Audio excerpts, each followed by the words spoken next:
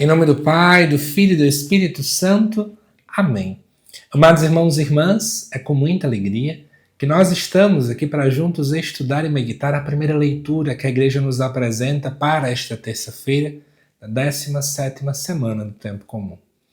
O texto de hoje se encontra lá em Jeremias, capítulo 14, versículos 17 ao 22, que nos diz assim: derramem lágrimas, meus olhos, noite e dia sem parar, porque um grande desastre feriu a cidade.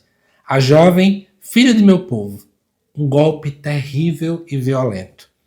Se eu sair ao campo, vejo cadáveres abatidos à espada.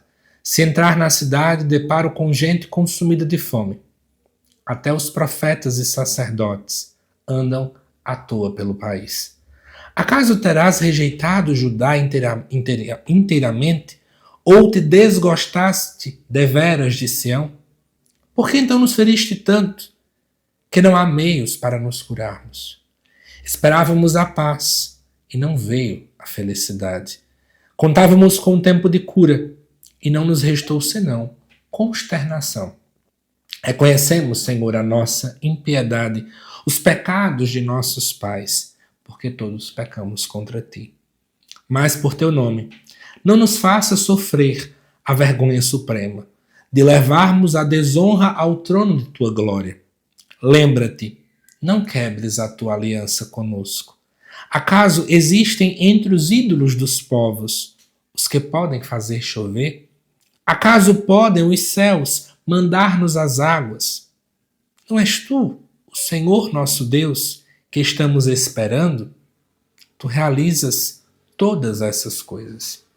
Amados irmãos e irmãs, nesse período, uma seca gigantesca atingiu a região de Judá, Reino do Sul, que tinha como capital a cidade de Jerusalém. E aí você tem que se colocar no lugar do povo naquele tempo. Diferentemente hoje da grande dinâmica de urbanidade, de urbanização, a seca naquele momento implicava na perda de colheita, morte de rebanhos, fome, uma crise econômica sem fim. Do ponto de vista religioso, se você for lá em Deuteronômio, no capítulo 28, você vai ver que a seca também poderia ser um sinal da aliança rompida. Então, talvez nesse momento as pessoas pudessem estar pensando: será que Deus rompeu a aliança conosco? E para piorar a situação, nesse momento em particular, além dessa crise natural, também havia uma crise militar. Uma guerra estava prestes a acontecer, porque o império, chamado Império Babilônico, estava crescendo cada vez mais. E aí, diante dessa realidade todinha do que o povo estava fazendo, alguém pode se perguntar: e Deus era indiferente à dor do povo? Deus se importava com o que as pessoas estavam passando? O versículo 17 nos responde: Deus chora.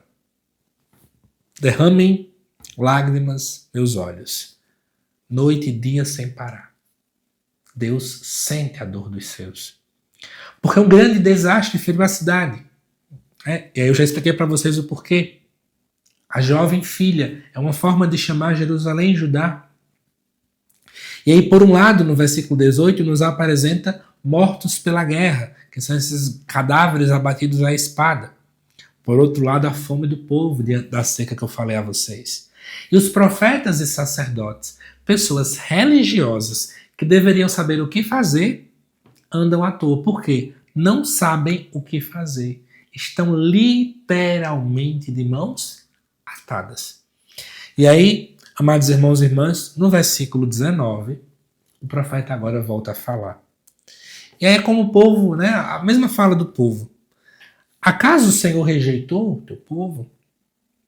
Por que o Senhor nos feriu tanto? Esperávamos coisas boas e só experimentamos a parte ruim.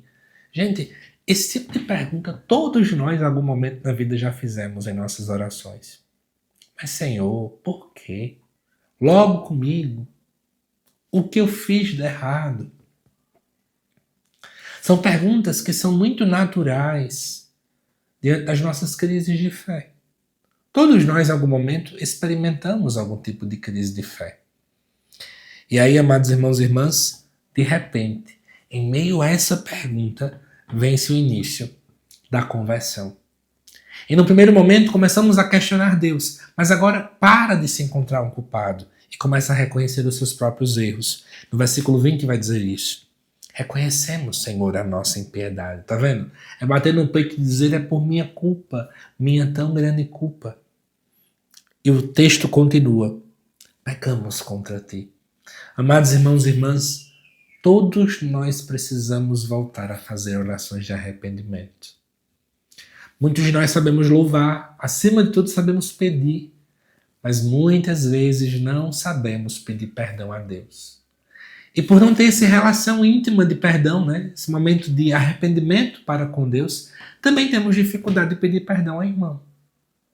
Porque pensa comigo, às vezes eu vou pedir perdão ao irmão e ele não se abre ao perdão. Com Deus sempre eu consigo o perdão. Deus é rápido em nos perdoar. E se com Deus que é rápido eu já tenho dificuldade de pedir perdão, quanto mais com a pessoa que vai ter dificuldade em se abrir para isso. É um dos motivos pelos quais somos tão duros diante dessa realidade. E no último versículo, que vai falar sobre essa questão da chuva, é uma clara referência ao deus Baal, o deus cananeu, responsável pelas tempestades, pela fertilidade. Somente Deus tudo pode fazer. Não existe Deus como Ele. Só o nosso Senhor é um Deus verdadeiro. E, amados irmãos e irmãs, eu acho que essa primeira leitura, ela nos traz dois pontos. Por um lado, verificar que realmente esquecemos de nos arrepender diante do Senhor. E no segundo lugar, é ver que temos um Deus que não é indiferente àquilo que passamos. Pode ser uma seca, pode ser um problema. Qualquer que seja, Deus sente a tua dor. Deus se une àquilo que você está passando para derramar a sua misericórdia. Nunca duvide dessa proximidade do nosso Senhor. Ele está aí, sofrendo junto contigo, carregando a tua cruz, ouvindo as tuas orações e esperando para mostrar ainda mais a sua presença na hora certa. Lembre-se que Deus não atrasa, Deus não erra o horário. Ele sabe o que é melhor para você. Amados irmãos e irmãs, que Deus te abençoe e eu te aguardo daqui a pouco, às 7 horas da noite, para que juntos possamos também refletir o Evangelho desta terça-feira. Até mais!